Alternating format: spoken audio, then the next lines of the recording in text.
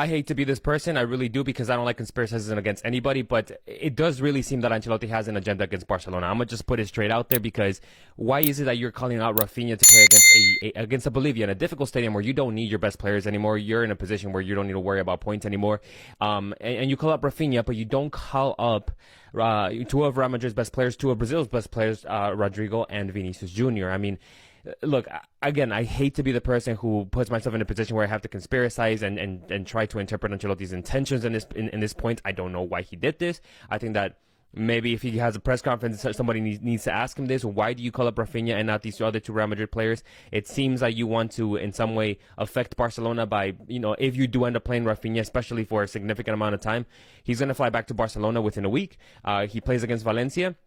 And if he goes out to play in that stadium against Bolivia, it's going to take a lot from him on a physical level. You're not going to be able to play him at least a significant amount of time against Valencia. Why don't you call up Rodrygo and Vinícius Jr. if it is such an important match, but you do call up Raphinha from Barcelona? Again, surface level, Madridistas, it does seem like Ancelotti has an agenda for benefiting Real Madrid and against Barcelona, but it might be still a little bit too early. He might not even end up playing Raphinha after all, so we just have to see what happens tomorrow. But in the meantime, I don't know. It does seem one way, whether you like it or not. But please, let me know what you guys think. Ladies and gentlemen, you will not believe why Hansi Flick wanted Thiago Alcantara back. I'm gonna give you the 4 main reasons why he personally contacted Thiago to come back at Barcelona, and stay with me until the end because the 4th one will absolutely blow your mind. The first reason, according to AS Highlights, is that Thiago is actually seen as a conduit between the players and the coaching staff. He is valued for his charisma, his leadership, and his deep connection with the squad. But the second reason is even better, and that is namely that Thiago is a mentor to the players. In fact, it was reported by Fútbol España that Thiago Alcántara was a direct mentor to players like Pedri and Gavi. And to be honest, this makes perfect sense. Look, I'm not trying to say that Thiago was the direct cause and effect to why Pedri skyrocketed in performance last season. But what we can say is that Thiago was likely a key figure in why Pedri just maximized his performance last season. Now, the third point should be obvious to everybody. Thiago is seen as a living memory of Barcelona's football identity. Sources like Fútbol España explain how Thiago was able to bridge Hansi Flick's ideas with Barcelona's identity. In other words, he isn't just a mentor to the players, but he's also able to keep Barcelona's identity alive by harmonizing it with Hansi Flick's modern ideas. That, culers, is crucial for the longevity of Barcelona's image as the game develops. But now, culers, here's the 4th reason, the one which might surprise you. Namely being that Thiago Alcántara has been tasked with reinforcing the winning mentality and unity in the locker room. You see, Barcelona's recent performances have been degrading and everybody has been acknowledging this. The winning mentality is just not the same as it was last season. Because of this, according to sources such as AS Opinion, Thiago Alcántara has the role of reinforcing this winning culture within the locker room. Doing so can bring Barcelona back to that winning mentality that they had in October of last season, leading them back to the same success that they experienced last season, if not better, by possibly winning a Champions League. So, culers, with Thiago Alcántara now finally back at Barcelona, the question remains, can Thiago Alcántara help Barcelona bring back their dominance? Culers, I'll leave that question up to you guys. Please, let me know your thoughts and opinions down in the comment section. Why doesn't Hansi Flick play Christensen and Paco Barsi together in the back lineup?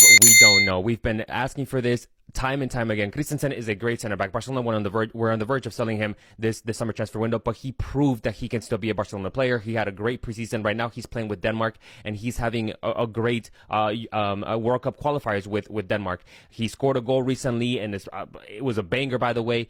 The question is, why doesn't Hansi Flick just take that courage, just that extra step to just play Paco Barsi on the right-hand side and Christensen, who's the left-footed, on the left side center back? I posted a video earlier today of Hansi Flick during this international break. He was training with several Barcelona players who weren't called up, and one of them was Gerard Martin. And in the training session, you could see how Gerard Martin was practicing clearing the ball as a center back, namely being that Hansi Flick may be considering likely playing Gerard Martin on the left center back position and Paco Barsi on the right center back. Now, look, I'm not necessarily against that idea. I think Gerard Martin could be a good center back. We have to wait and see, but the obvious facts are that Christensen is doing very well with Denmark. He's been doing well with Barcelona in the times that he's been available. Why isn't this just the center back pairing? I don't know.